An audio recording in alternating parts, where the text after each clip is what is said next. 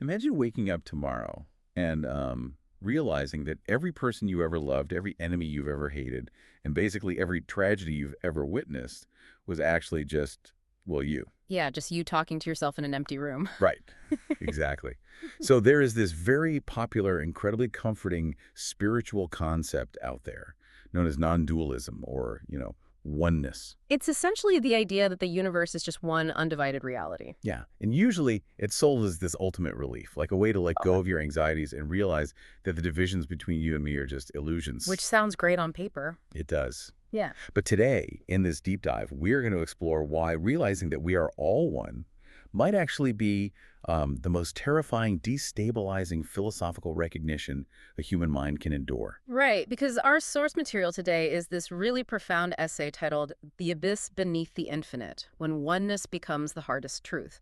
And it requires this absolute willingness to take a very pretty, comforting premise and follow its mechanics all the way down into some incredibly dark places. Yeah, because we're looking at what happens when you refuse to stop at the feel-good bumper sticker version of this philosophy, Yeah. right?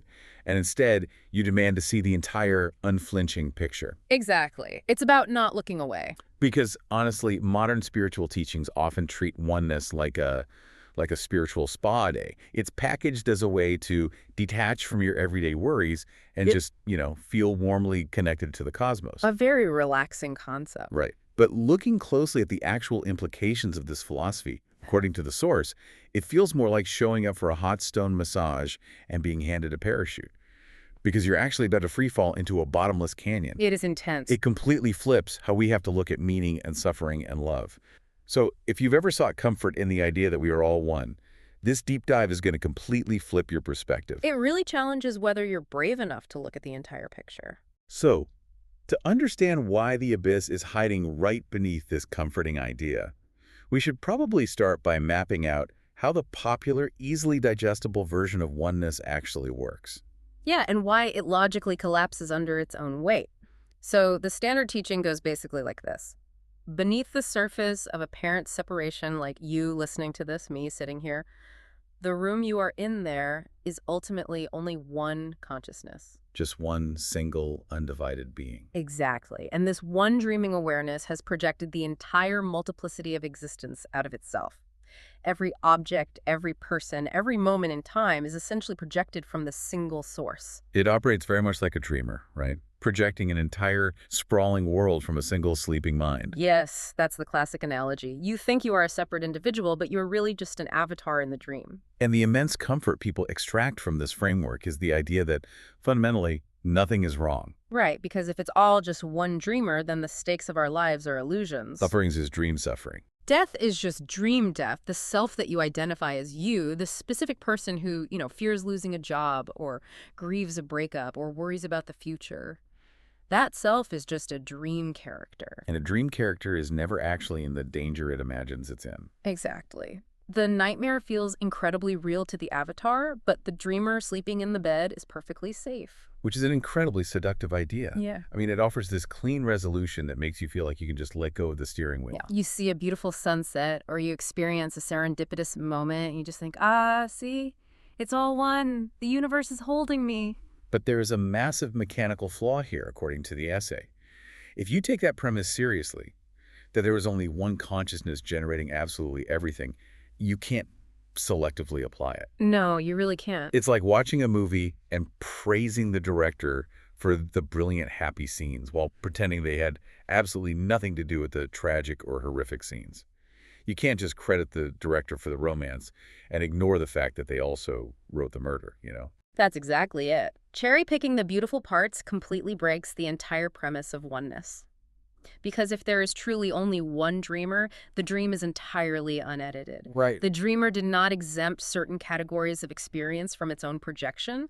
You cannot say the beautiful sunset and the moments of profound connection are the one, but the horrors of the world are somehow a mistake or different in kind. So the honest, uncompromising version of non-dualism looks at the full, unedited catalog of human history. Yes. It looks at the atrocities, the betrayals, the meaningless deaths, the unanswered cries across all of recorded time, and the source zeroes in on this really powerful phrase. It asks the exact same question without flinching. This too. Oh, wow. This too. That is such a heavy phrase. It leaves absolutely nowhere to hide. If you hold to the premise of true oneness, the answer has to be yes. The one includes all of it. The one is all of it. Which triggers the first major structural collapse of our everyday reality in this philosophy. If the one includes all the horror and the beauty equally, the very first thing that dissolves beneath our feet is our entire concept of morality. The ethics problem. Yes, the floor completely drops out on morality. Okay, let's unpack this for a second. Because the entire architecture of moral responsibility, like our entire sense of right and wrong, it requires separateness, doesn't it? It absolutely does. It requires a genuine other. Right. Think about what ethics actually is at its core. It requires that there is someone outside of myself whose suffering is completely real, whose interests exist independently of my own, and who can genuinely be harmed or helped by the choices I make. The entire weight of human morality rests on the assumption that the other is real, and therefore, what I do to them actually matters. But if we dissolve the other, that foundation just vanishes. It does. If non-dual philosophy is taken to its logical conclusion, you cannot fundamentally harm another person because there is no other person. You cannot fail a responsibility to someone who is, at the deepest metaphysical level, the exact same being that you are. It's literally like playing a game of chess against yourself. That's a great way to put it. You can move the white pieces, and you can move the black pieces, and you can even play aggressively. But you can't really cheat. It can be unfair. Right, because if the white knight takes the black pawn, it's not a betrayal or a tragedy. There is no actual opponent. You're just rearranging pieces of wood on your own board. But that leads to a deeply uncomfortable question. Does this mean cruelty is acceptable under non-dualism? Like if I steal from my neighbor and my neighbor is just another projection of the exact same consciousness I am, why is stealing wrong? So the traditions that teach this philosophy recognize this danger immediately. They certainly don't endorse causing harm or cruelty, but their reasons for why it's wrong become philosophically unstable. This is sort of lose their grounding. Exactly. Yeah. So they have to perform what the source calls rescue operations to save morality from completely collapsing. Rescue operations, meaning they have to bolt some rules back onto a system that just logically erased the need for rules. Precisely. One of the most common rescue operations is treating ethics as a set of highly practical operating guidelines. Operating guidelines, like within the dream. Yes. They argue that, sure, these moral rules aren't ultimately real, but they are absolutely necessary within the context of the dream. Even if the dream has no final internal stakes, you still need rules to make the dream function smoothly. Okay, so it's like the traffic lights in a video game like Grand Theft Auto. The cars aren't real, the pedestrians aren't real, and the intersection isn't real. But if you don't follow the code of the game, it just devolves into unplayable chaos. Exactly. That's the practical rescue. The other major rescue operation is a bit more poetic. It grounds compassion directly in the recognition of oneness itself. How does that work? The logic goes like this. Precisely because I am you, your suffering registers in the ultimate consciousness as my own. The one feels itself in all of its expressions. So causing you pain is quite literally causing myself pain. I mean, that sounds beautiful. But it's kind of a Band-Aid, isn't it? The source argues that it is, yeah. It's an answer to a genuine problem, not a dissolution of it. When a philosophy makes the other ultimately an illusion, it has to work incredibly hard to rebuild the moral weight that our illusion of separateness gave us for free. Exactly. Which leads to a glaring, terrifying question. If the other is an illusion and I can't fundamentally harm you, well, people are still hurting. Right. There is still immense pain in the world. So if there is no victim and no villain, whose fault is the pain? And this brings us to the ultimate theodicy, the problem of suffering. Theodicy being the philosophical question of how a good God prevents evil. Right. Traditional religions handle the problem of evil by introducing a gap. You have an all-powerful, good God who observes the suffering from the outside. Maybe this God allows it for free will, or for some mysterious divine plan. Exactly, but there is a distance between the creator and the pain. Non-dualism completely obliterates that distance. Because there is no God watching from afar. Think about the absolute worst thing that has ever happened to you. The moment of your deepest grief or physical agony. Now imagine a philosophy telling you that the universe didn't inflict that on you. Right. Fundamentally, the one is the suffering. The one is the person who is hurting. The one is the cause of the hurt. And the one is the witness to it all. Because there is only one agent in the entire system, the one is generating this reality voluntarily. Suffering is not an intrusion. It's not a glitch in the cosmic matrix or a mistake that needs to be fixed. It is the raw material of the dreamer. Wow. The most austere, unflinching response to suffering in this philosophy is simply, yes, this is what the one does. I have to push back hard on that because that crosses a very dangerous line. It does. If I look at a historical atrocity or a starving child and my philosophical response is just, yes, this is what the one does, Yeah. that sounds incredibly cold. Where's the line between a profound, unsentimental acceptance of reality and just elaborately rationalizing horror? The source identifies this as one of the most difficult lines in contemplative thought. It is a razor-thin line. It feels like an anesthetic used to numb us to the tragedy of existence. And that is a very valid tension. On one hand, you could view it as the deepest possible compassion. It is a total, absolute inclusion of everything in reality without turning away. It refuses to exile the painful parts of existence into the category of a mistake. But on the other hand, But you are entirely right. It can simultaneously be read as the coldest possible philosophy. The tension is that the part of the one that finds the horror completely unbearable is also the one. the scream and the silence are made of the exact same substance. Exactly. That induces a kind of intellectual claustrophobia. I mean, if you really sit with the idea that you were the one voluntarily inflicting the entirety of world history upon yourself, the immediate, visceral reaction is, I want out. I want to wake up. Of course. If this is a dream, how do I escape the dream? And here we hit the trap of the closed circle, the awakening problem. The closed circle. Yeah, so the core teaching of non-dualism tells you that believing you are an isolated, separate individual is the fundamental misperception. Awakening is simply the recognition that you are always the one. Okay, that makes sense. But the mechanics of that create a massive recursion, because if the separate self was never real to begin with, there is literally no one there to undergo the awakening. Right, it's a recursion, like two mirrors facing each other, Yeah. reflecting absolutely nothing but the act of reflecting. Exactly. And the one, which is already whole, complete, and omniscient, certainly cannot gain a recognition that it somehow lacked. It is a physiological and philosophical impossibility. It's like an eye trying to look directly at itself without a mirror. The eye can see everything else, but it can never see its own pupil. Yes. So if there is no separate self to wake up, then awakening is just the dream performing the action of waking up inside itself. So the one performs the gesture of recognizing itself through a character who just temporarily pretended it was separate. Which means the seeker is the one. The intense years of seeking and meditating are the one. The moment of profound finding is the one. And the ultimate realization that there was never a seeker to begin with is also just the one. It's an inescapable loop. The vertigo of that is staggering. You realize that your very attempt to escape the illusion is made out of the exact same illusion. It's dizzying. If it's just a loop, how does anyone live with this kind of intellectual vertigo? If you actually internalize that, wouldn't you just lose your mind? Well, historically, the teachers and contemplatives who actually stopped flinching at this recursion, the ones who truly lived inside the loop rather than just intellectualizing it, the source points out they tended to go very, very quiet. Quiet in what sense? Like they just retreated from the world? They stopped trying to explain it, but not because they found some placid, floating sense of peace.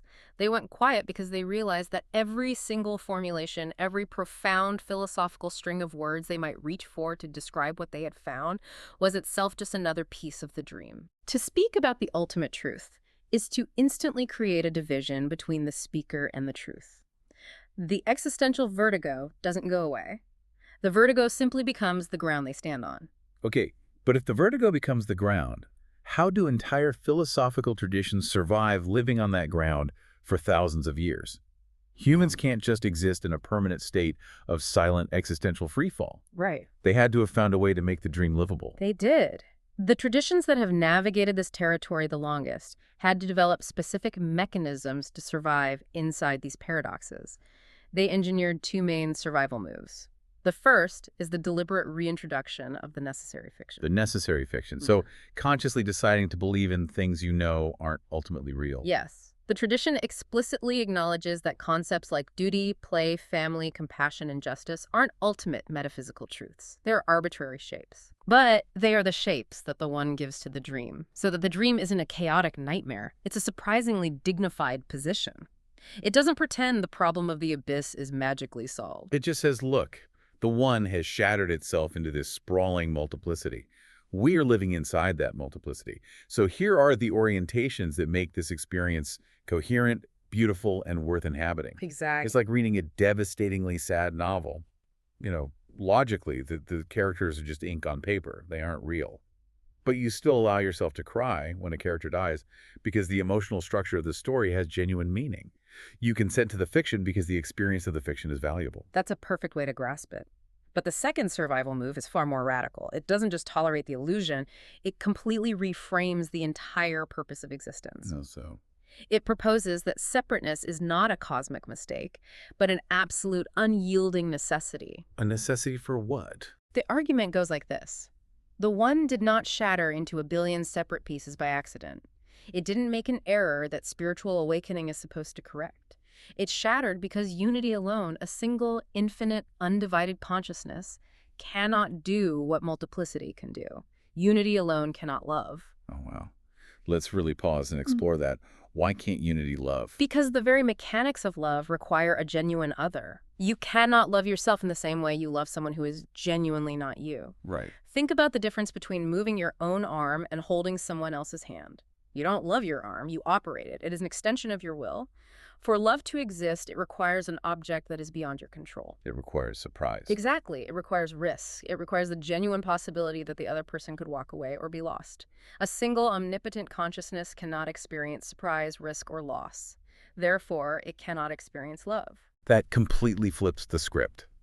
So the fragmentation of the universe, all of us feeling so painfully separate from each other, bumping into each other, misunderstanding each other, that isn't a fall from grace to be fixed. No, it's not. We aren't broken pieces that need to be glued back together. Multiplicity is literally the only condition under which love can possibly exist. Exactly. If this perspective holds, the dream of separation is not an error. It is an absolute structural necessity. It is the one doing the exact and perhaps only thing that would allow the phenomenon of love to occur at all. But wait, if we tie this back to the terrifying reality of suffering we discussed earlier, does this mean that all the pain, the tragedy, the historical horrors are suddenly justified just because we needed it for love? We have to be incredibly careful here. The source is clear that this realization does not make suffering good.